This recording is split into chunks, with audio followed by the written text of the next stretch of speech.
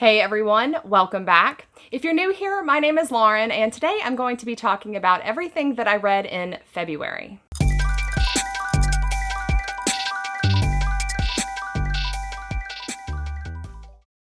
So overall, February was a pretty decent reading month, though I did not read nearly as much as I normally do. One of the books that I pulled for my February TBR, I could never get a hold of, so that automatically reduced my reading list by one book.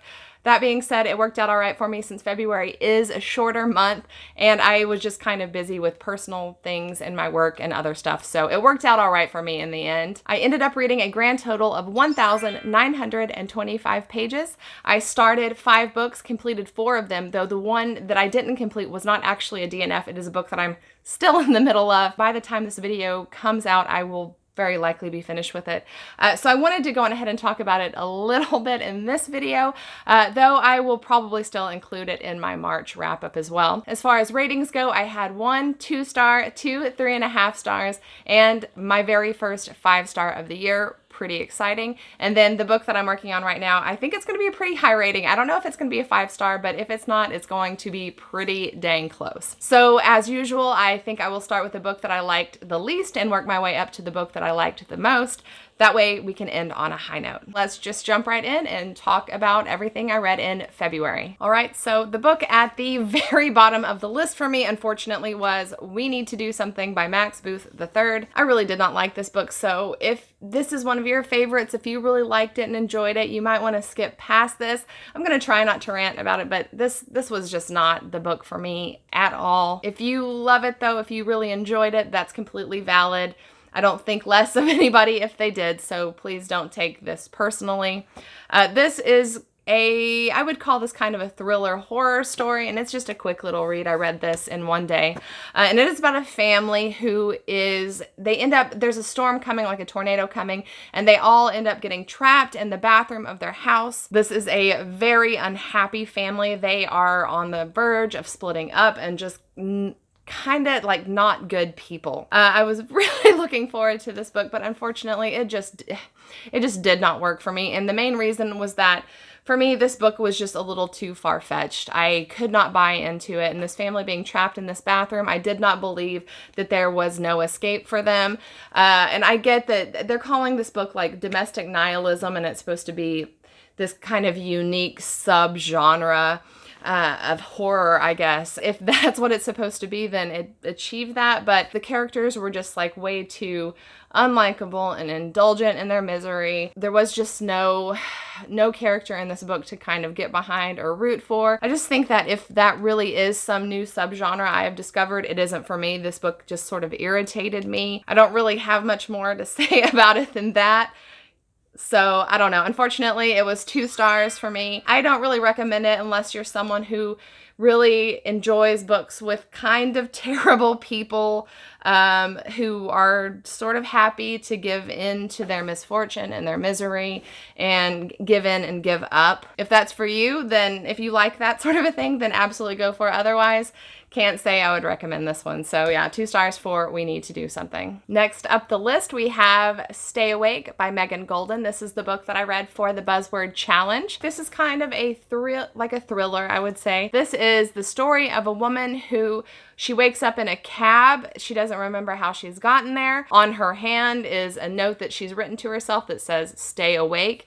And in her pocket, she discovers, I think, like a bloody knife or something. She sees news about some murder that's occurred where the murderer has scrawled on the wall in blood, "Stay awake," which of course matches the note on her hand. So but she has no memory of whether she did that or not. She realizes that she can't remember anything for many months or maybe even years, and is trying to figure out what has happened and, how she's gotten to where she is. I overall really enjoyed reading this book. I really enjoyed my experience while I was reading this book, though I am beginning to forget the finer details of this book, ironically enough. Thrillers can be a little bit formulaic at times, but I thought that this was a pretty unique take on a thriller storyline, so I really enjoyed it while I was reading it. I ended up giving this book 3.5 stars.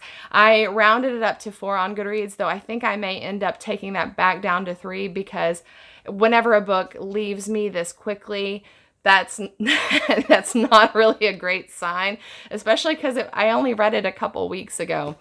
Still, though, it was a great time while I was reading it. I really liked the characters in the book. I thought that they were well fleshed out. I thought the pacing was great. I thought this concept was a lot of fun. I always enjoy the memory loss trope in this book, and just kind of watching a character trying to figure it out. I really enjoy that. So it was a pleasant read. If you are a thriller reader, a thriller lover, I would absolutely recommend it. It was a lot of fun.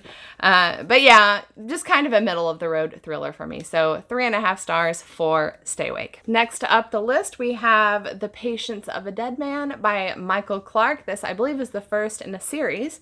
This is a thriller horror novel, I would say, actually leaning more into the horror, sort of supernatural horror. This is a haunted house story, and it's about a man who, after having gone through sort of a bitter divorce, decides to buy this house out in the country as a way to sort of jumpstart a fresh new life for himself, only to discover after the house has been bought and the deal is done, he discovers that this house is in fact haunted. As soon as he realizes that this is the case, he wants to redo the house and sell it and just get it out of his hands as quickly as possible. As he is fixing this house up, the things that he's experiencing are becoming a lot scarier and more intense, and he's trying to figure out what has happened in this house, like why this house is haunted and what's going on. This was a really fun read for me. I like a good haunted house story. I have a few different booktube friends who absolutely love this, and I can see why, though. I don't think it had the kind of impact on me that I think that it's had on other people, because I think I was just expecting a little bit too much. I was expecting some huge twist or big reveal or something that would, knock my socks off or whatever. But really, this was just a pretty fun and standard haunted house story. That being said, I really enjoyed my time reading it. I thought it was just a lot of fun, well conceived, well constructed. I ended up giving this 3.5 stars as well. And I think that's a fair enough rating. I do wish that I had gone into it with like a little bit more realistic expectations. I might have enjoyed it a little bit more, but it was a good time and a worthwhile read. If you are a person who really enjoys haunted house stories, I would say this is kind of a must read. Like, I would definitely recommend it to you. If you are scared very easily, this is a pretty spooky book, so beware going into it. This is the first in a series, though. I don't think that I'm going to continue in the series. The one book was satisfying enough for me.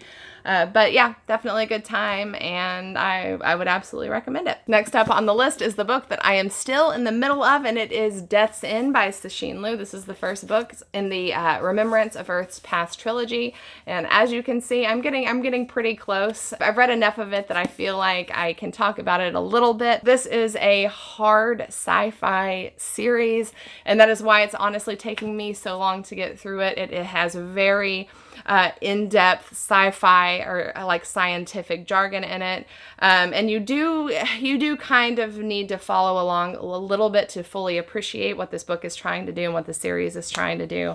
But of the series, this I think is probably my favorite. Conceptually, this is great, but also the writing, the characters, everything about this, it's all really come together here, and I am very much enjoying this. I don't know that I'm going to end up giving it 5 stars. It does tend to get a little lost in the weeds from time to time, but that being said, this book, it has been absolutely awesome to read so far, and I can't wait to see how this ends, how this all gets wrapped up. I'll talk about it a little bit more next month at the end of March in my March wrap-up, but so far this has been a great time. And last but not least, the book that I enjoyed the most of everything that I read in February, and a book that I think is my first 5-star of the year, is Blackwater by Michael McDowell. And this is a fatty. This took most of February to read. A big part of the reason that I didn't finish Death's End was because I was reading this for so long. This is hard to classify. I thought going into this that it would be horror, but it's not.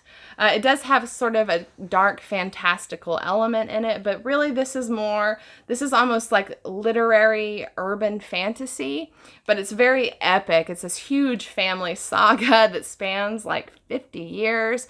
So if you're someone who really enjoys those just long epic stories, this might be a book for you. This is the story of a family who lives in a small town called Perdido in Alabama. The book starts in the 1920s, and Perdido has been flooded, like a very severe flood where all of the people had to evacuate their homes.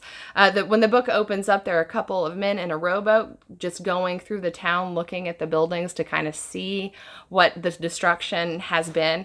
And they drift by the hotel of this town and look inside, and there doesn't seem to be anything in there. Then they turn away, and then when they look back, there is a woman in the hotel with her back to the window, which is a pretty intriguing and creepy start to a book, I thought anyway, and it definitely made me think that this was going to be a horror. It has this fantastical element that, though it's not a major part of the story page to page, it is sort of the glue that holds the whole story together. So if you like very light fantastical elements in books, you may really end up loving this one. This is also just kind of a slow burn. So you really need to be someone who enjoys a slower paced book that takes a very long time to unfold. It has a kind of a literary writing style. It's just a very rich, well-written story. I absolutely loved it. Like I said, I ended up giving it 5 stars. I loved the concept of it, the characters. They were so real to me. Like every character in the book was like very well fleshed out. I had a very clear picture of who they all were. I just overall love the idea of this. Whenever I started getting close to the end, like that sort of book hangover, I started feeling it. So I put it down for a while and read something else and then came back to it because I knew it was going to be a little gut-wrenching to finally wrap it up. If anything I've said about it sounds remotely interesting or good to you, I would 100% recommend that you give it a shot. Yeah, this was fantastic. So I think that is going to be it for me today. Those are all of the books that I read in February. I'd be very interested to know if you have read any of these books and what you thought about them. Also, if you read anything particularly interesting in February, I hope that you will mention it to me in the comments down below. I'm always looking for my next great book recommendation. If you enjoyed this video, I hope that you will like it and possibly subscribe, and I will see you next time. Bye.